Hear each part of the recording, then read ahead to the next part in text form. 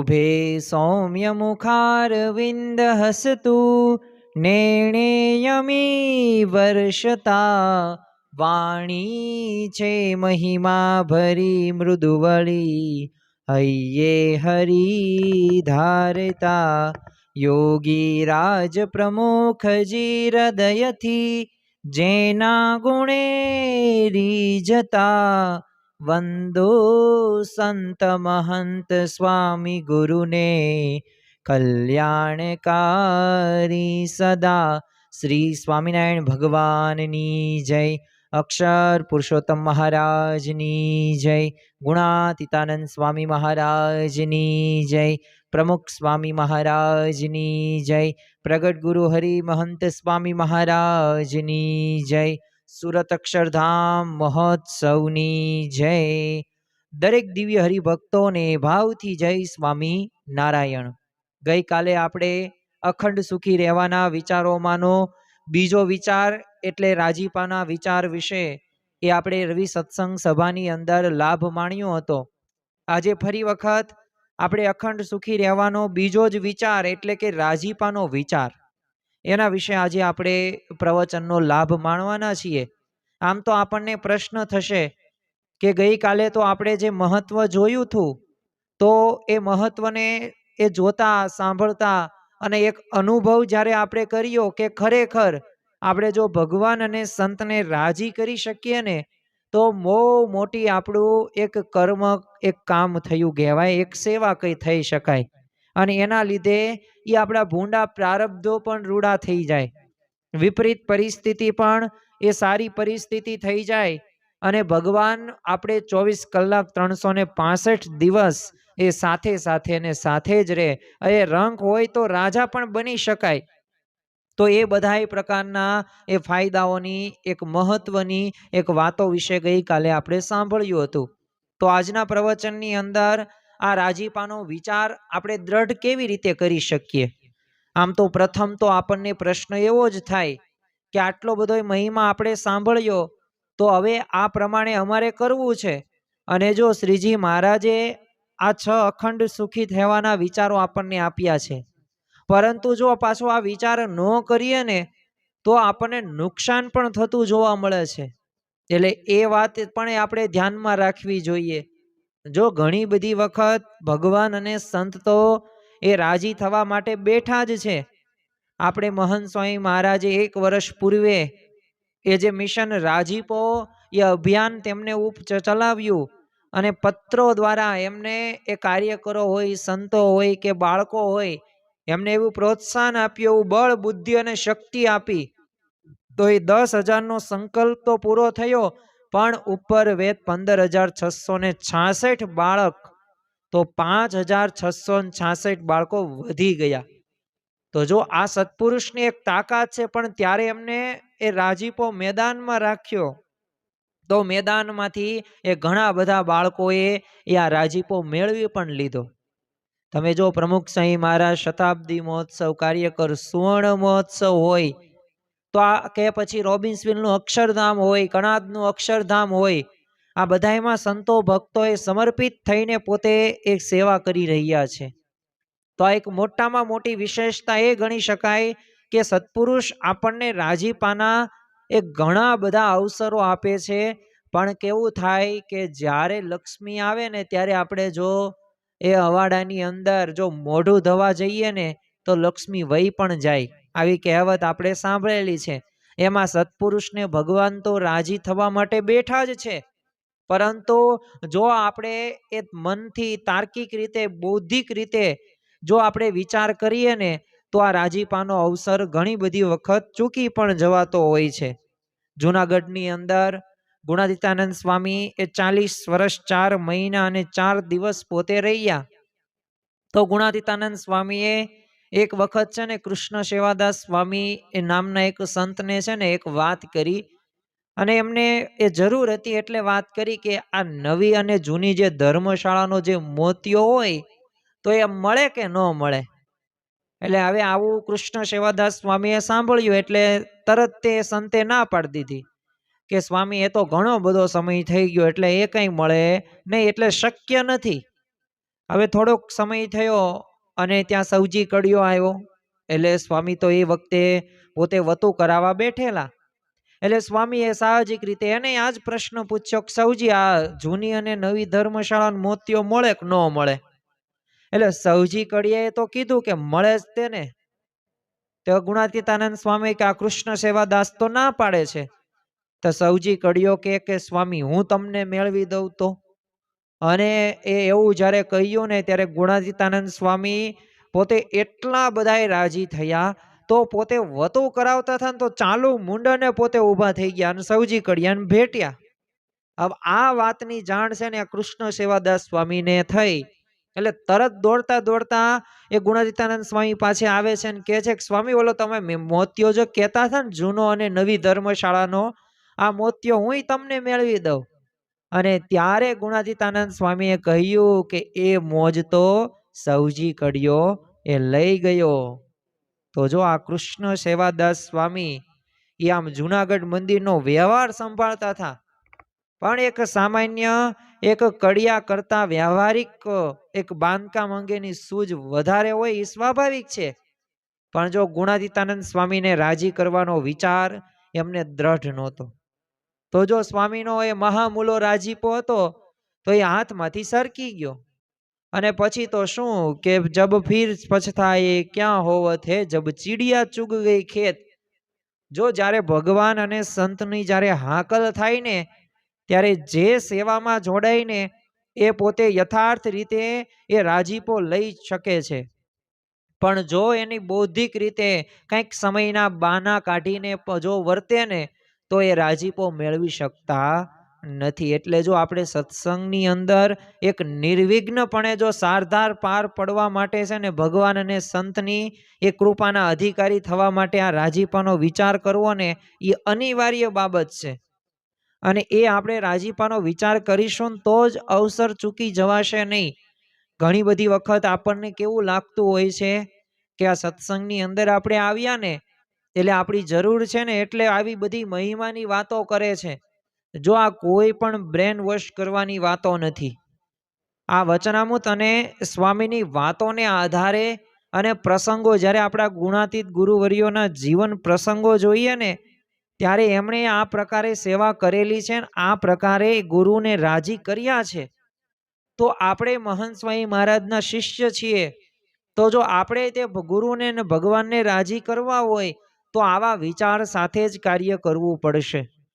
અને જો આ લોકની અંદર તો આપણે અનંત જન્મોથી ભટકીએ છીએ અને બધાયનું ગમતું કર્યું જ છે. પણ આ વખતે આપણે ભગવાન અને સંતનું ગમતું કરવું છે. ભગવાન અને સંતની ઈચ્છા અનુસાર એમને જે નિયમ ધર્મ આપ્યા છે ને એ પ્રમાણે આપણે એ વર્તન કરવું છે ને સેવા કરવી છે ને રાજીપો મેળવવો છે ને તો જો આવો અંદરથી એક કેફ આવી જાય ને તો રાત દિવસ એ આપણે રાજીપાનો વિચાર કરતા રહીએ.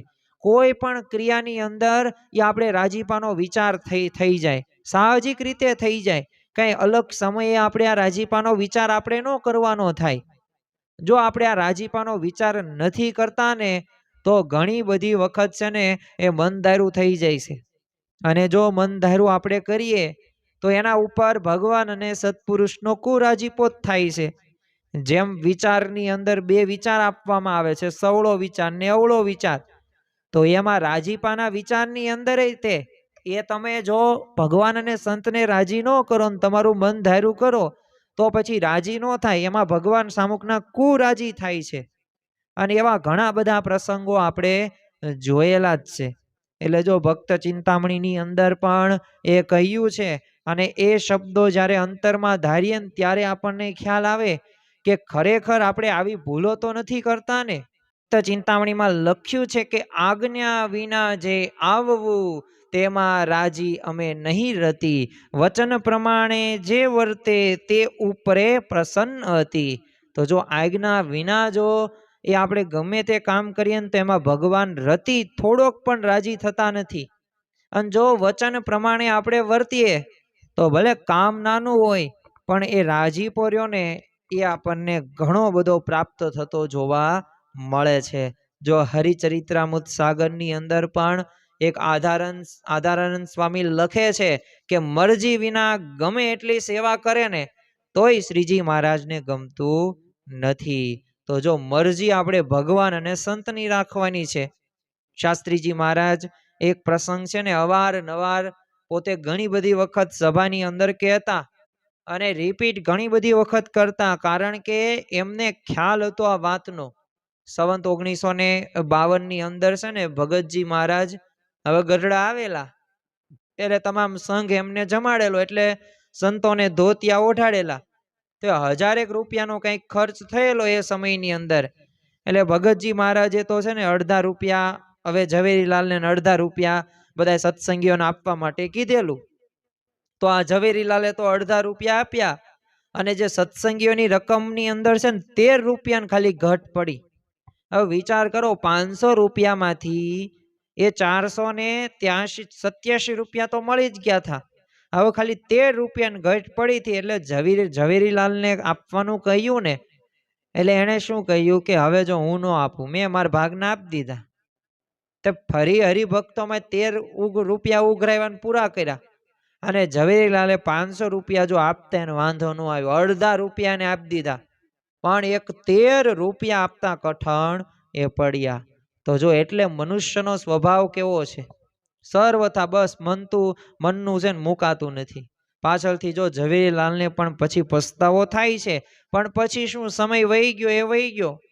એ રાજીપો એ લેવાનો સમય હોય ને ત્યારે એવું નહીં લાખ કરોડ કે હજારો રૂપિયા હોય તો એમાં રાજીપો, થોડાક અલ્પ એવા સેવા કરો તો એમાંય તમે રાજીપો લઈ શકો. એટલે ગુણાતીતાનંદ સ્વામી કહે છે કે જેટલી આજ્ઞા લોપાતી હશે ને એટલું હૈયામાં દુઃખ હશે. એટલે જો હૈયામાં આપણે દુઃખ હોય ને તો સમજી લેવાનું કંઈક આજ્ઞાનો આપણે એ લોપ કરીએ છીએ. નિષ્કાન સ્વામી પણ પોતે કહે છે, વચન ઉલ્લંઘી વાલા તણું જે જન કરે છે કામ, તે લાજ જાશે આ લોકમાં વળી થાશે જીવિત હરામ. તો જો એટલે આપણે ભગવાન અને સંતની લાજ રાખવાની છે. એક સામાન્ય એક આપણી કોઈક સગા સંબંધી હોય તો એની સામે આપણે કેટલી આબરૂ રાખીએ છીએ. કોઈક બીજા વ્યક્તિ આપણને ગમે તેવા નામથી બોલાવતા હોય ને તો આપણે એને કહી દઈએ જો આ મહેમાન હોય ને, આ સગા સંબંધી હોય ને, ત્યારે કઈ રમત નહીં કરવાની. તો આ ભગવાન અને સંતની જો આપણે લાજ રાખતા ન હોય તો જો યાદ રાખવું આપણે કંઈક તો ભૂલ કરી રહ્યા છીએ. એટલે મન ધાર્યું થઈ જ જાય છે. એકવાર મુક્તાનંદ સ્વામીનું છે ને મંડળ હવે સુરતમાં હતું. એટલે ત્યાં કોઈક હરિભક્ત બધા તાજા વાંસ ને આદુ ને બધું તીખાનું અથાણું લઈને આવેલા. હવે આ અથાણું છે ને શ્રીજી મહારાજને મોકલવાની એમની બધી ઈચ્છા હતી.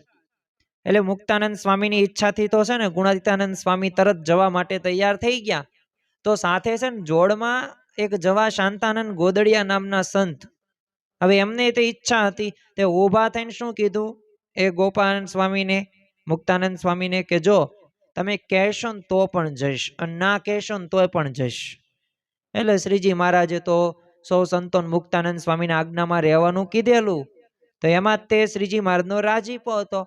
પણ જો આ શાંતાનંદ સ્વામીએ એ રાજીપાનો વિચાર ન કર્યો તો આજ્ઞા વગર ગુણાતીતાનંદ સ્વામી સાથે જવા માટે તૈયાર થઈ ગયા. અને પરિણામે એ જ્યારે ગઢડા આવે છે ત્યારે ગુણાતીતાનંદ સ્વામીને 22 વખત એ શ્રીજી મહારાજ ભેટે છે. સુરતના એક ભક્તનું નામ ભેટે છે. પછી આ તો સંત પોતે તો ધ્યાન વિચાર જ કરતા હોય કે મહારાજ મને ક્યારે ભેટે, મને ક્યારે ભેટે. પછી ગુણાતીતાનંદ સ્વામીએ શ્રીજી મહારાજને કીધું મહારાજ આમને પણ ભેટો, આ પણ આ કાચનું આથાણું બવણી આ બધું માથે રાખીને આવેલા તમારી સાથે. પછી ગુણાતીતાનંદ સ્વામીને કહેવાથી પોતે એ શ્રીજી મહારાજ એમને ભેટે છે. પણ એટલું કીધું કે આ ગુણાતીતાનંદ સ્વામીને 22 વખત ભેટતા કઠણ ન પડ્યું ને એટલું એ મને આમને એક વખત ભેટતા કઠણ પડ્યું. તો જો આમ રાજીપાનો વિચાર ન હોય ને તો જો ભગવાન અને સંતની આજ્ઞા પાળવાનું મન ધાર્યું થઈ જાય. અને એનું ફળ ભગવાન અને સંતનો કુરાજીપો છે. શ્રીજી મહારાજનો જો અંતિમ મંદવાડ હતો. હવે એ વખતે મહારાજને સંતોન છે ને ભાવથી આમ શેર ઘીના ચૂરમાન લાડુ જમાડવાની ઈચ્છા હતી. એટલે એ માટે છે ને ગઢડાના કોઠારી વિરક્તાનંદ સ્વામીને છે ને મહારાજે 2 વાર આજ્ઞા કરી.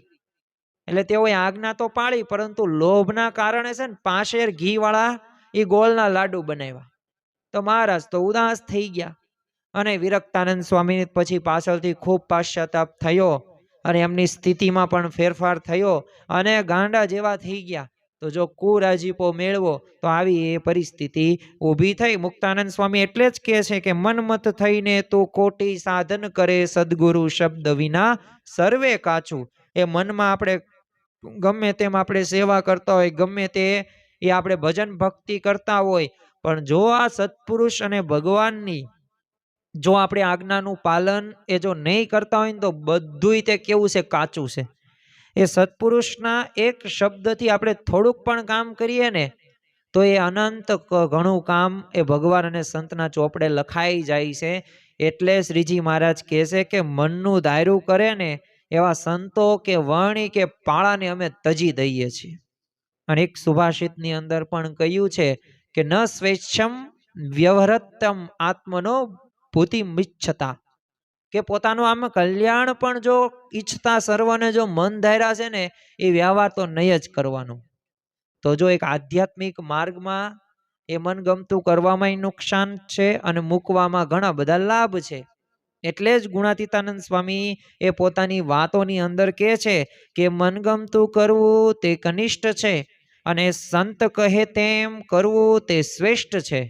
અને ખરેખર ભગવાન અને સંતની આજ્ઞાનું જો પાલન થઈ જાય ને તો આપણને યથાર્થ એવો લાભ પણ પ્રાપ્ત થઈ જાય છે. અને છતાં દેહે આપણને એવી બ્રાહ્મી સ્થિતિ આપણે પ્રાપ્ત કરી શકીએ છીએ. જો બ્રહ્મ સ્વરૂપ ભગતજી મહારાજે 3.5 વર્ષ એ ગુણાતીતાનંદ સ્વામીની આજ્ઞામાં પોતાનું જીવન વ્યતીત કર્યું તો એવી બ્રાહ્મી સ્થિતિ પ્રાપ્ત કરી નાખી. તો જો મન ધાર્યું મૂક્યો ને ગુણાતીતાનંદ સ્વામીને આમ જીભ વળીને એમ ભગતજીનો દેહ વળ્યો તો આ કાર્ય થયું, તો એ સ્થિતિ સુધી પહોંચી શક્યા. બાકી તે સ્થિતિ સુધી એ પહોંચી શકાય નહીં. ઘણી વખત તો આ રાજીપાનો વિચાર ન હોય ને તો જેમ આમ કાંઠે આવેલું કોઈક વહાણ હોય ને, હવે જ્યાં એ કાંઠે આવવાનું જ હોય અને ત્યાં જ ડૂબી જાય ને બધું કેટલું બધું નુકસાન થાય, કેટલું આપણને બળતરા થાય. તો એવું સત્સંગની અંદર પણ એ ઘણી બધી વખત થતું જોવા મળે છે. જો આ રાજીપાનો વિચાર ન હોય ને તો શ્રીજી મહારાજે છે ને લાલા પાળાને હવે પોતે સ્વયં કોલ આપેલો, હું તને છે ને જાતે જ તેડવા આવીશ અને અક્ષરધામમાં હું તને લઈ જઈશ. હવે આ લાલા પાળા ઉપર શ્રીજી મહારાજની કેટલી બધી પ્રસન્નતા હોય તો જ આ કઈ થઈ શકે ને. પણ જો આ લાલા પાળાની એ સેવા ભક્તિ પણ સારી હતી. એ શ્રીજી મહારાજનો આ રાજીપો પણ પ્રાપ્ત કરેલો. બસ હવે તો શું બેઠા બેઠા બસ એને આનંદ જ કરવાનો હતો, એક સમય પસાર કરવાનો હતો. જે ભજન ભક્તિ સેવા થાય એ કરવાનું હતું, બીજું કોઈ એવું વિશેષ તપ વ્રત નહોતું કરવાનું. પણ છતાં પણ તમે જુઓ કે એ લાલા પાળાને એ રાજી કરવાનો વિચાર એ દ્રઢ નહોતો. એટલે પોતે અભાવ અવગુણની પ્રવૃત્તિમાં એ પડ્યો અને પરિણામે ગોપાલ સ્વામી જેવા વરિષ્ઠ સદગુરુ સંતનો દ્રોહ કરી નાખ્યો. અને એ દ્રોહના કારણે લાલો પાળો એ મુક્તને બદલે શું બન્યો? ભૂત થયો. મહારાજે કોલ આપ્યો પણ છતાં ભૂત બનવું પડ્યું. કેમ? રાજીપાનો વિચાર નહોતો એટલે. તો જો રાજીપાનો વિચાર હોય ને તો વહાણ આપણું હેમખેમ બહાર આવી પણ જાય.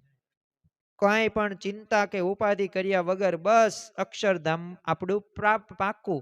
પણ જો આવી રીતે વિચાર પાકો ન હોય ને તો આવું ઘણું બધી વખત થતું જોવા મળે છે. જો આપણને મંદિરની અંદર જતા હોય, સમયા ઉત્સવની અંદર પણ ઘણી બધી વખત જતા હોય તો ત્યારે એવી કંઈક સગવડતા આપણને પ્રાપ્ત ન થાય તો જો ત્યારે આપણને આ રાજીપાનો વિચાર રાખો કે હું અહીંયા શા માટે આવ્યો છું અને મારે અહીંથી શું પ્રાપ્ત કરવાનું છે અને હું કોના માટે આ સેવા ભક્તિ કરું છું, તો ભગવાન અને સંતને રાજી કરવા માટે.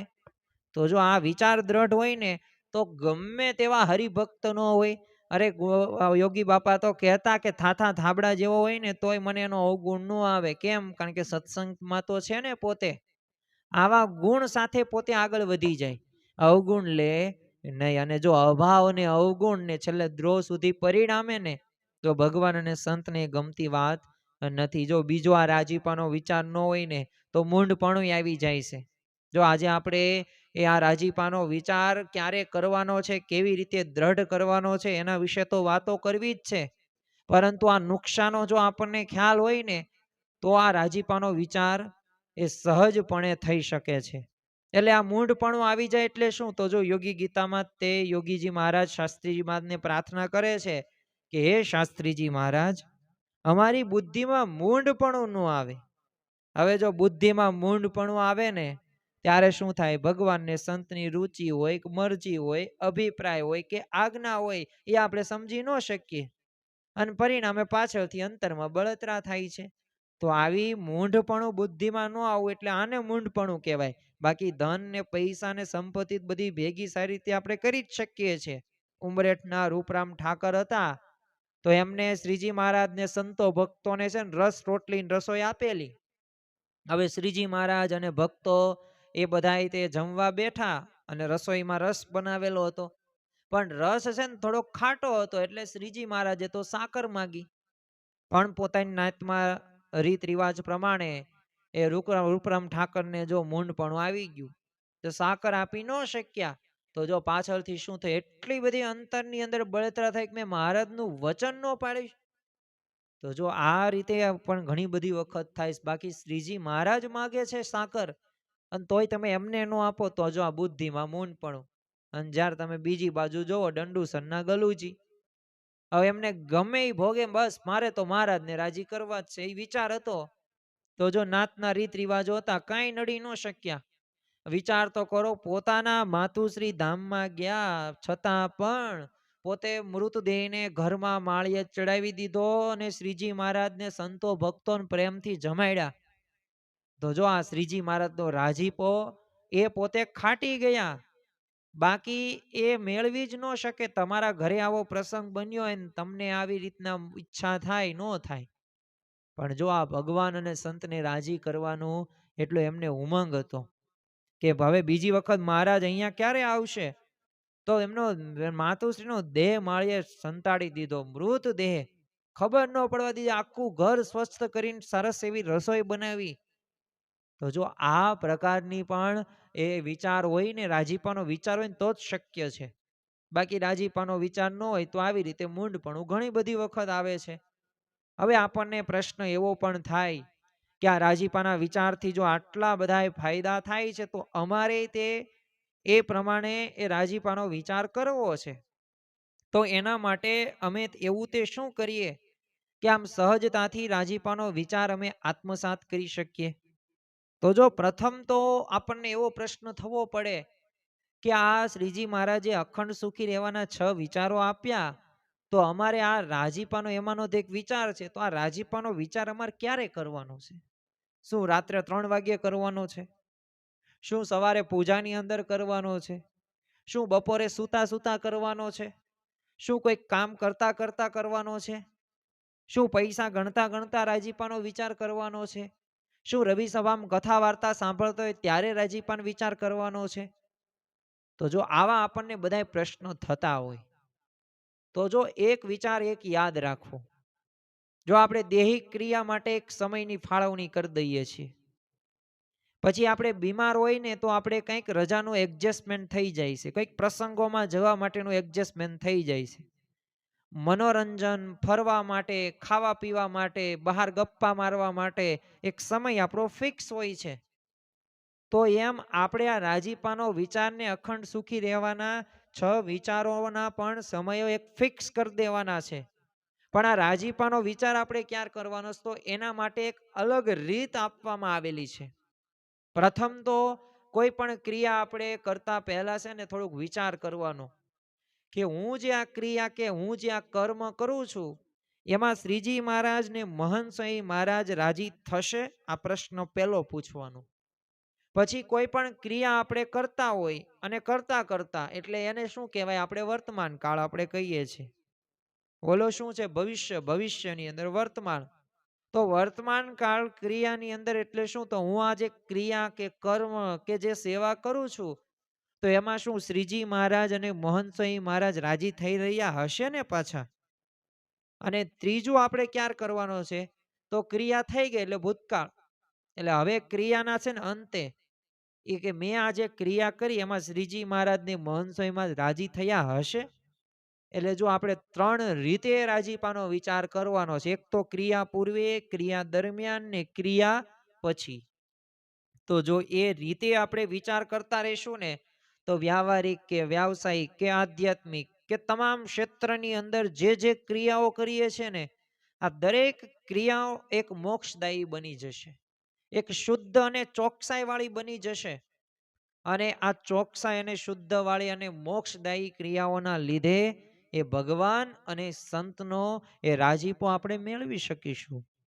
જો મૂળ તો આપણે મુદ્દાની વાત તો શું છે, આપણે રાજીપો મેળવવો છે. અને ભગવાન અને સંતનો રાજીપો મળી જાય, બસ બધું પૂરું થઈ ગયું. પૈસા મળ્યા ન મળ્યા ચાલશે, સુવિધા મળી ન મળી ચાલશે, પણ જો ભગવાન ને સંતનો રાજીપો, તો અખંડ આનંદમાં આપણે રહીશું. કારણ કે એમના પ્રતાપથી આપણે રહે. તો જો કોઈ પણ ક્રિયા તમે જો ખોટું બોલવાના હોય ને, તો વિચાર કરી લો, હું આ ખોટું બોલું તો એમાં શ્રીજી મહારાજને મહંસો એમાં જ રાજી થશે? જવાબ ના આવશે કે નહીં, ખોટું ન બોલાય. કંઈક આપણને એક એવા એવા અવળા કે ખરાબ વિચાર આવતા હોય ને, તો ત્યારે વિચાર કરી લેવો કે આ વિચાર કરું છું તો એ શું મહંસો એમાં ગમે છે, શું ભગવાનને ગમે છે? તો નહીં થાય. કંઈક ક્યારેક અપ્રામાણિક બનવાનો વિચાર આવશે, તો ત્યારે પણ એ આપણે આ રાજીપાનો વિચાર રાખવાનો છે કે અપ્રામાણિકતાના લીધે એ ભગવાન અને સંતને શું હું રાજી કરી શકીશ? તો જો એવા બધાય આપણે ક્રિયા પહેલા, ક્રિયા દરમિયાન, ક્રિયા પછી જો આ રાજીપાના વિચાર કરીશું ને, તો એક ક્રિયાની અંદર બરકત આવશે. અને જો રાજીપાના વિચાર માટે તો એ પ્રમુખ સ્વામી મહારાજ પણ ઘણી બધી વખત કહેતા કે અસ્તિ પદમ સર્વ પદમ. હવે આનો અર્થ કેવો થાય કે આમ તો છે ને, તમે પ્રાણીઓમાં શક્તિશાળી જો કોઈ પ્રાણી હોય ને, પણ વેજીટેરિયન, એ આપણે એક ગર્વ લેવું જોઈએ. શાકાહારી પ્રાણી કોણ? એ છે હાથી.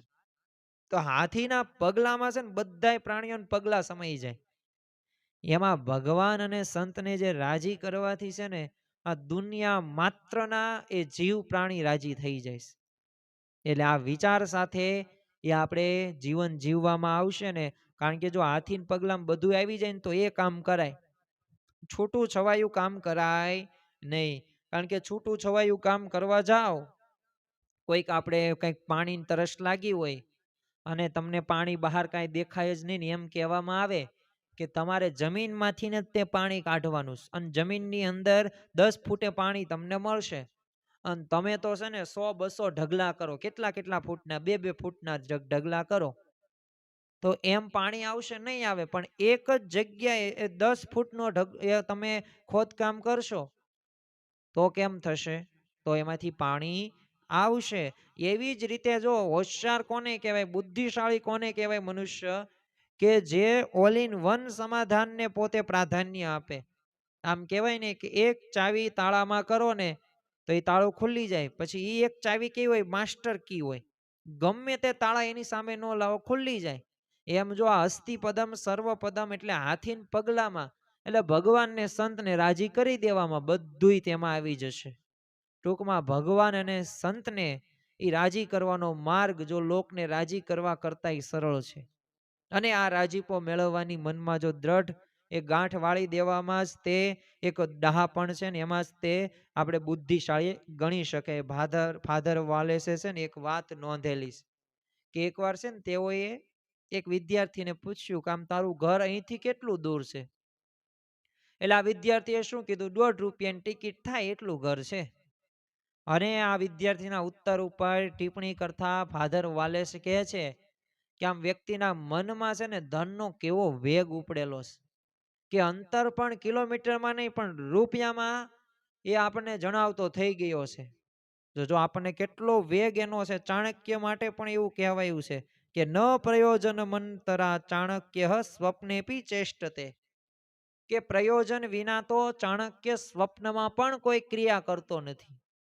તો એમ આ રાજીપાના વિચાર વિના આપણી પણ એકેય ક્રિયા સ્વપ્નમાંય થવી ન જોઈએ. દરેક ક્રિયાની અંદર એ રાજીપાનો વિચાર આપણે એ ભેળવી દેવાનો છે, એ આપણે એ ઉમેરી દેવાનો છે. અને તો જ તે ભગવાન અને સંતનો આપણે રાજીપો પ્રાપ્ત કરી શકીશું. જો ભગવાન અને સંત અતિ દયાળુ છે, ભક્ત વત્સલ ભગવાન છે, તો આ ભગવાન અને સંતને જો રાજી કરવું એ કઈ એટલી બધી અઘરી વાત નથી. બસ તેમની આજ્ઞામાં આપણું જીવન આપણે બનાવીએ. તેમને જે આજ્ઞા આપી, જે ઉપાસના આપી, એ પ્રમાણે આપણે જો જીવન ઘડતર કરતા જશું, હા કસણી જેવું લાગશે, થોડુંક થોડુંક આપણને અઘરું પણ પડશે, પણ જો અંતે તો મજા આવશે.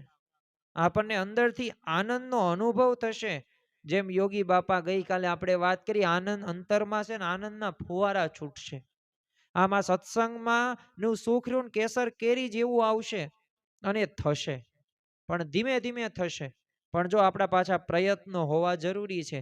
કારણ કે શ્રીજી મહારાજે વચનામૃતની અંદર પુરુષ પ્રયત્નને પણ એ મહત્વ આપ્યું છે, મહિમા આપ્યો છે. કારણ કે તમને ભૂખ લાગી હોય ને, તમે રસોડામાં એક જગ્યાએ બેસી રહ્યો અને કઈ પણ વસ્તુઓ તમે ખાવ નહીં એવું બધું કરતા હોય, તો પછી એમ કઈ તમને એમ જ થાય કે ના ના મને કોઈ કામ મોઢામાં કોઈ કોળિયો નાખે ને તો જ હું જમું, તો એમ તમે ગમે એટલા આટા માટા મારો ને તોય તે નો તમે ભૂખ સંતોષાય. એ તમારે એ રોટલી ખાવી જ પડે, બટકું તોડવું જ પડે ને પછી મોંમાં નાખો ને તો તમારી ભૂખ ભાંગે. એમ આપણે પણ આપણા જીવનની અંદર આ જ નિયમ યાદ રાખવાનો છે કે પુરુષ પ્રયત્ન કરવામાં ક્યારેય ગાફલાઈ કે પ્રમાદ કે આળસ નહીં રાખવાની. આપણે ઘણી બધી વખત છે ને સમયને કેવી રીતે વેડફી નાખીએ છીએ ને ખબર પણ નથી પડતી.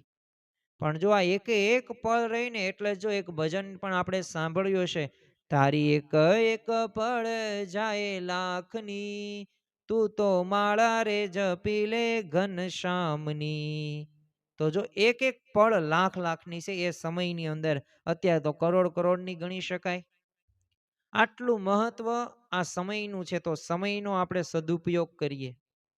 એક ક્રિયાની અંદર જો ક્રિયા કરવાની છે, ક્રિયાનો ત્યાગ કરવાનો નથી, સેવાનો પણ ત્યાગ કરવાનો નથી, પણ આ દરેક ક્રિયાની અંદર છે ને વિચાર આપણે એ ભેળવી દેવો જોઈએ.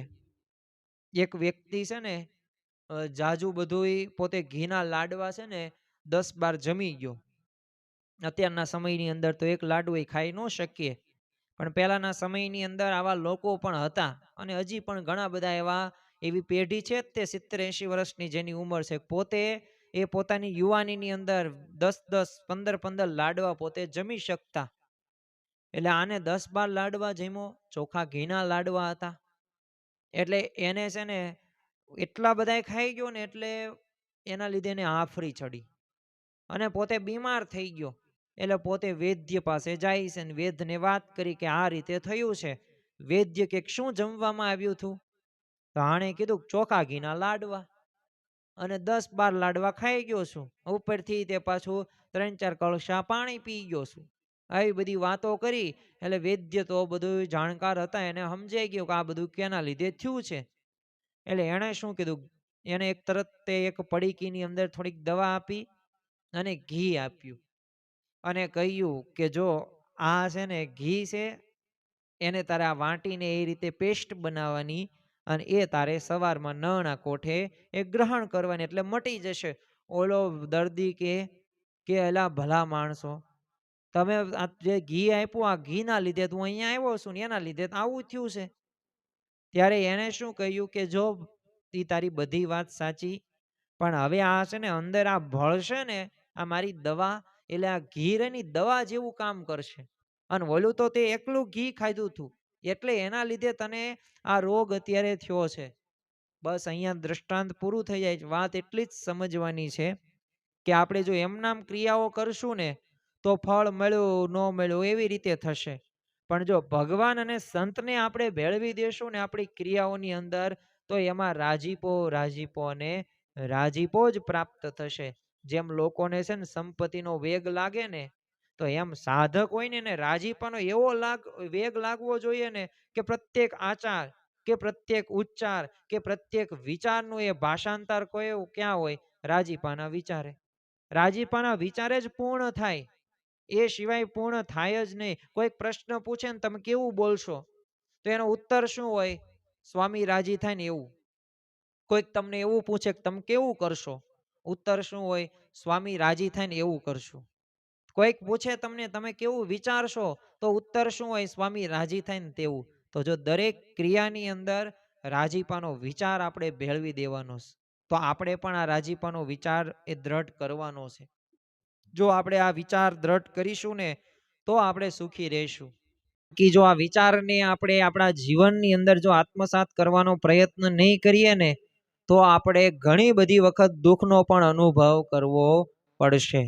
આપણને એવું લાગશે કે આ સત્સંગ તો આપણે આવ્યા, આપણે નિત્ય પૂજાય કરીએ છીએ, પણ આ કેમ ખરેખરું સુખ કેમ નથી આવતું, અંતરથી એ આનંદ કેમ નથી આવતો?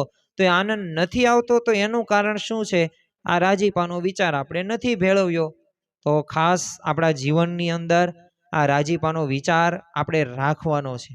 આ રાજીપાનો વિચાર હશે ને તો સારું એવું કાર્ય થશે. અને રાજીપાના વિચાર સાથે સાથે સાંખ્ય વિચાર, કરતા હર્તાપણાનો વિચાર, એ પ્રાપ્તિનો વિચાર હોય, મહિમાનો વિચાર હોય, આત્મવિચાર હોય, આ વિચારોને પણ આપણે કેળવવાના છે.